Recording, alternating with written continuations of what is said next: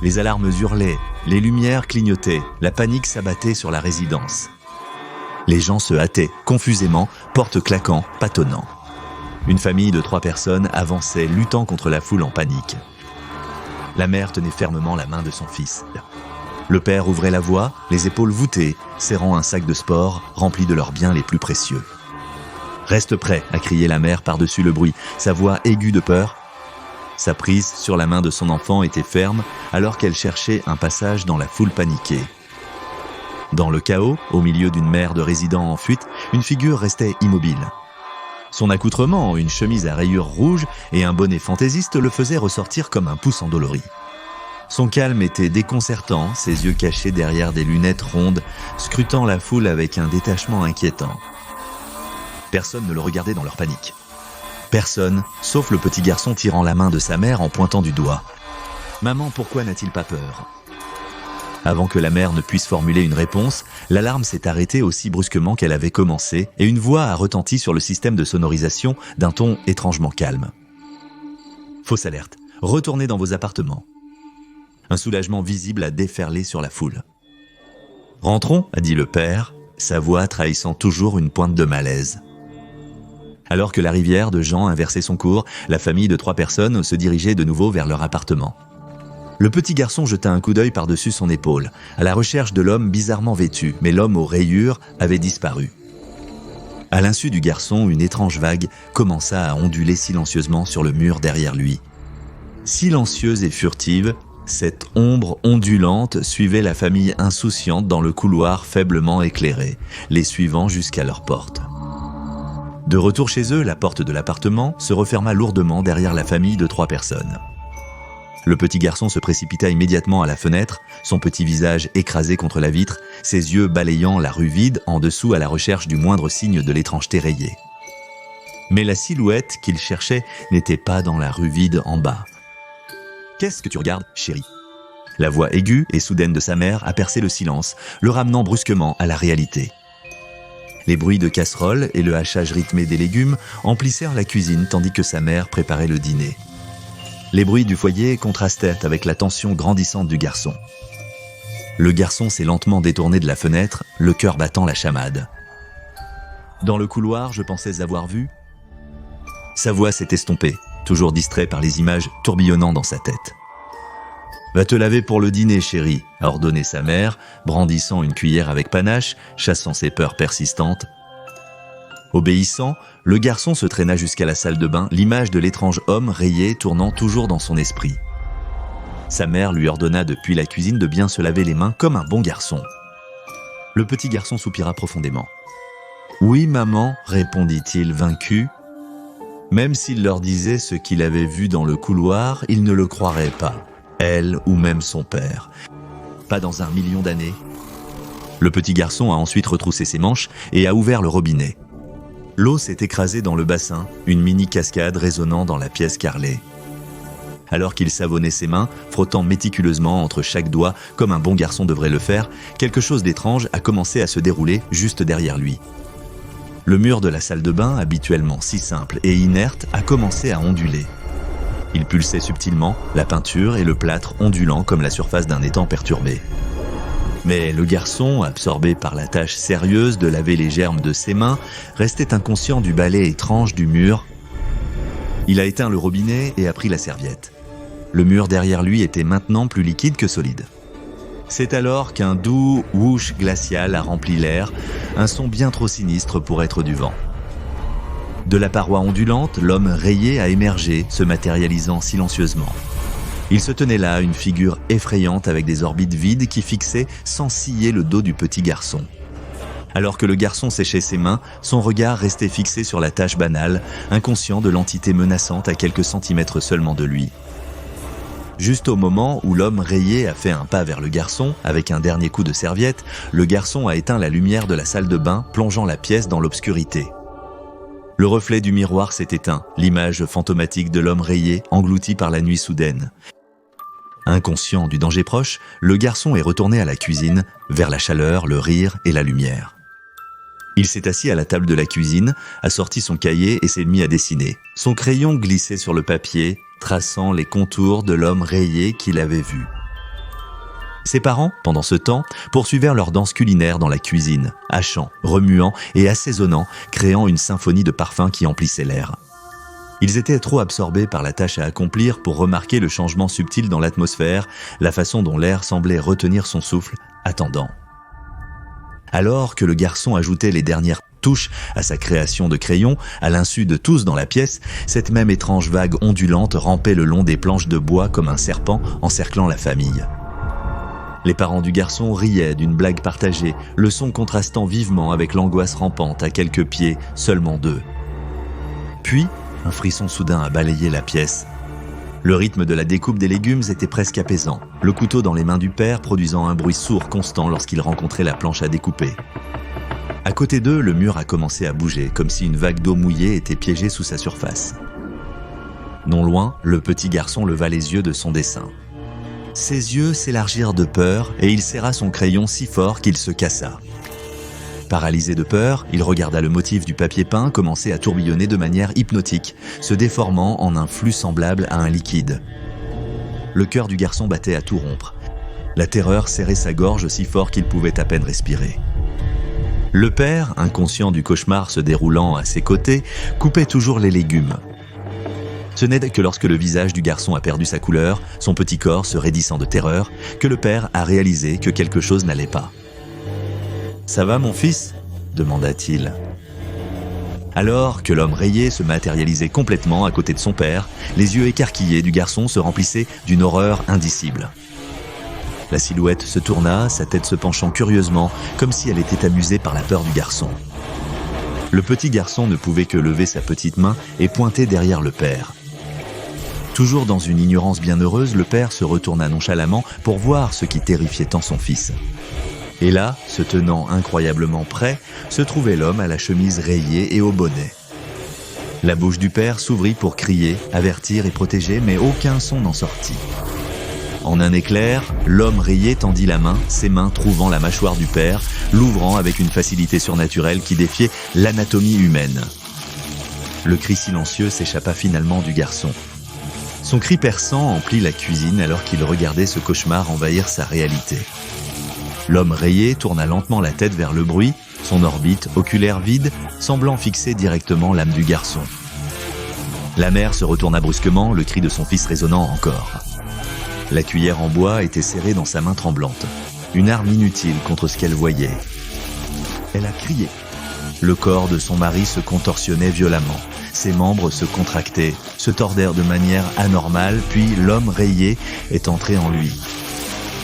Un craquement répugnant a résonné dans la cuisine, le bruit des os qui se brisent, d'une coquille qui se fissure. Puis est venu le liquide jaune, épais, suintant, s'échappant de sa bouche, goûtant sur le sol froid de la cuisine. Paniquée, elle a voulu appeler à l'aide, mais l'homme rayé a été plus rapide. Il s'est extirpé du corps effondré du père, son corps malléable se déplaçant de façon surnaturelle en s'approchant d'elle. Ils ont essayé de fuir. Le garçon s'est rué dans sa chambre, le cœur battant, espérant atteindre la sécurité, fermer la porte et disparaître. Mais sa mère n'a pas eu autant de chance. L'homme rayé l'a attrapé dans le couloir, sa main tendue vers l'avant, saisissant impitoyable. Son dernier cri a résonné dans le couloir alors que l'homme répétait son entrée horrifiante, son corps se contorsionnant de manière surnaturelle alors qu'elle se transformait en un autre pantin effrayant. Dans sa chambre, le petit garçon entendait les bruits étouffés de lutte et le dernier cri de sa mère. Les larmes coulant sur son visage, il rampa sous son lit, son petit corps tremblant. Avec le crayon qu'il a trouvé à côté de ses animaux en peluche, il a tendu la main et a gribouillé sur le mur. Son écriture puérile tremblait de frayeur. « Waldo a trouvé maman ?» Le garçon est resté caché, trop effrayé pour bouger, attendant un secours qui semblait de plus en plus improbable à arriver. Le garçon retenait son souffle, espérant être ignoré. Soudain, le silence a été brisé par un bruit doux, étrange, comme l'air qui est expulsé de la pièce. Le garçon jeta un coup d'œil et vit l'homme rayé se matérialiser hors du mur, juste en face de son lit. Paralysé de peur, le garçon restait muet. Il ne pouvait même pas bouger. Il ne pouvait que regarder alors que l'homme rayé se penchait, son visage apparaissant à la vue. Là où y aurait dû se trouver ses yeux, il n'y avait rien d'autre qu'une peau lisse et pâle tendue sur les creux qui auraient dû les contenir. Sa peau était presque translucide, lui donnant une apparence fantomatique qui faisait battre le cœur du garçon encore plus vite. L'homme rayé inclina la tête, comme s'il était curieux, scrutant le garçon sous le lit. L'absence d'yeux rendait son regard encore plus déconcertant, comme s'il voyait d'une manière que les humains ne pouvaient pas comprendre. Son souffle était un courant d'air froid, sentant faiblement la même décomposition douceâtre qui émanait du liquide jaune. Le petit garçon se blottit davantage sous son lit, tremblant de tout son corps. Il savait qu'il ne pouvait plus courir, ne pouvait plus se cacher. Alors que l'homme rayé tendait le bras sous le lit, le garçon ferma les yeux très fort. Ses petits poings serraient le crayon, comme si cela pouvait le protéger. Ce soir-là, un voisin est sorti faire la lessive dans le couloir. L'odeur l'a frappé en premier, un parfum aiguisé et métallique qui a fait chavirer son estomac. Puis il l'a vu. Le corps de la mère, grotesquement contorsionné et couvert d'illustrations grotesques et caricaturales, gisait à quelques portes de là. Son visage, figé dans une expression de terreur, était presque méconnaissable. Choqué et horrifié, il trébucha en reculant, cherchant frénétiquement son téléphone pour appeler la police. Ses mains tremblaient, alors qu'il expliquait la situation, sa voix n'était qu'un murmure alors qu'il les pressait de se dépêcher. La police est arrivée rapidement, signalée par les gyrophares et le murmure des radios. Ils ont sécurisé le périmètre, arborant des expressions sévères en examinant les lieux. Le rapport détaillé déposé plus tard cette nuit-là a attiré l'attention de la fondation SCP, qui surveille de telles anomalies. Sous le couvert d'inspecteurs de la santé gouvernementaux, une équipe d'agents SCP a été envoyée à l'appartement. Vêtus de costumes discrets avec des badges qui offraient peu d'explications, ils sont entrés dans l'appartement avec un seul objectif, enquêter et contenir toute menace anomale potentielle. Le chef d'équipe a fait signe de se taire en franchissant la porte, leur sens en alerte maximale. L'appartement était étrangement silencieux, seul le bourdonnement lointain de la circulation et leur respiration mesurée troublèrent le calme. « Scannez tout », chuchota le chef d'équipe à l'agent équipé du biosenseur. L'agent acquiesça, avançant pour balayer la zone de vie, où de faibles traces du liquide jaune brillaient encore sur les murs. Alors qu'il s'enfonçait de plus profondément dans l'appartement, un autre agent, le photographe de l'équipe, prenait soigneusement des photos de la scène et des scènes. Alors que le technicien balayait la zone avec un appareil détectant les signatures énergétiques anormales, ses yeux s'écarquillèrent. « C'est hors norme », murmura-t-il, scrutant les relevés. L'événement était d'une grande intensité.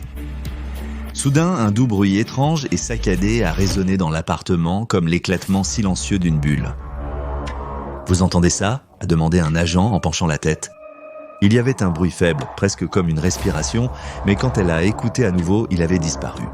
« Restez concentrés » a aboyé le chef d'équipe d'un regard sévère. Ils ont poursuivi leur chemin vers les chambres. C'est alors que le chef d'équipe a ressenti un frisson soudain.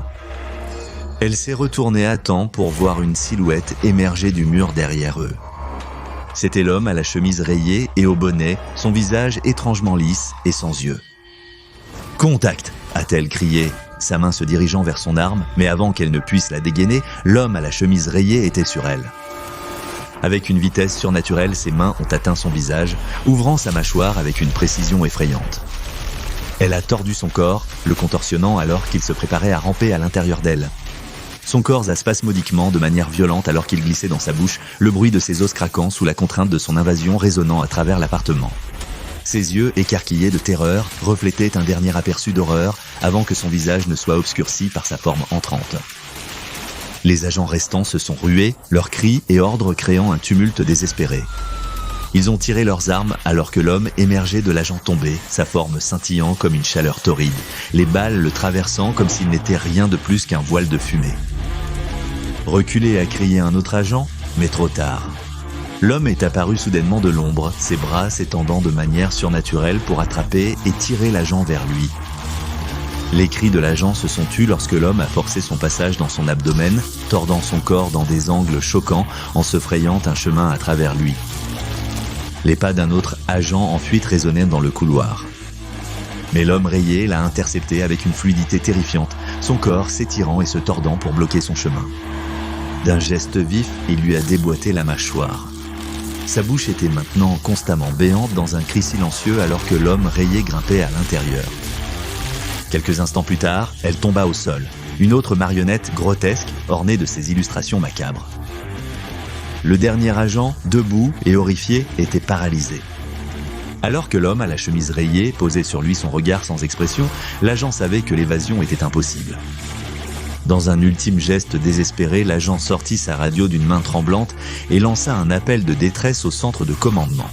« Mon unité a été compromise, ils sont tous partis. Le sujet, il peut affronter leur mur, prendre possession des corps. Nous avons besoin d'aide au plus vite, aidez-moi !» Sa transmission a été brusquement coupée lorsque l'homme à la chemise rayée l'a enveloppé, son corps se contorsionnant alors qu'il entrait par sa bouche et sortait par son bassin, laissant derrière lui un autre cadavre marqué de figures tordues et caricaturales. Dans le silence qui a suivi, l'appartement était un tableau d'horreur, chaque agent transformé en un témoignage grotesque des capacités mortelles de l'homme.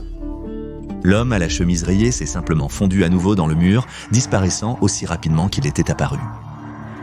Dans la salle faiblement éclairée du centre de commandement d'urgence du Conseil O5, l'air était lourd d'une tension sombre. Les membres du Conseil étaient assis autour de la table austère, leurs visages marqués par les sombres révélations de la nuit. « Nous jouons aux échecs avec un fantôme », murmura le chef du Conseil, brisant le silence pesant. « Le temps de sous-estimer notre ami rayé est révolu », a dit un autre membre du Conseil. Il s'est raclé la gorge et a continué. Il sera désormais désigné SCP-4885. Que ce nom soit un rappel de notre échec et de notre détermination. Des signes d'accord ont circulé autour de la table alors que la gravité de nommer SCP-4885 s'est installée parmi eux. C'était une reconnaissance formelle de la menace anormale, un engagement à la contenir à tout prix. Nous devons adopter une stratégie de confinement aussi imprévisible, insaisissable et évasive que SCP-4885 lui-même, a ajouté un autre membre suscitant un déluge de réflexion tactique. Le résultat, la procédure Invenian-Hume, un cours magistral en stratégie adaptative complexe et désespérée. Ce plan exploitera le chaos lui-même, a souligné le stratège en chef pointant du doigt l'arrêt vertigineux de diagrammes de flux qui remplissaient maintenant les écrans. 36 chambres de confinement de classe 17, chacune une pièce dans un labyrinthe mobile plus grand, relié non par le destin mais par une danse aléatoire de chiffres cryptographiquement sécurisés. La stratégie a été révélée. Un sujet de classe Kinander, choisi pour sa résilience mentale, deviendrait l'appât inconscient, transporté de manière imprévisible parmi ces chambres par un véhicule autonome. Chaque chambre avait un moniteur numérique affichant en direct les coordonnées de SCP-4885 visibles uniquement par ceux ayant la plus haute autorisation. Gardez-le désorienté. Laissez-le poursuivre des ombres, a ajouté la stratège principale d'une voix teintée de détermination et de l'humour macabre devenu leur mécanisme d'adaptation. Ses yeux balayèrent la pièce, défiant quiconque de contester son plan. Envoyés sur les lieux, des agents formés spécialement pour ce genre de pandémonium, une force spéciale avec des nerfs d'acier et pas une once de patience pour les frasques surnaturelles. Dans l'installation sécurisée, ils ont préparé les chambres de confinement, chaque agent se mouvant avec précision, rouage d'une machine plus grande et désespérée.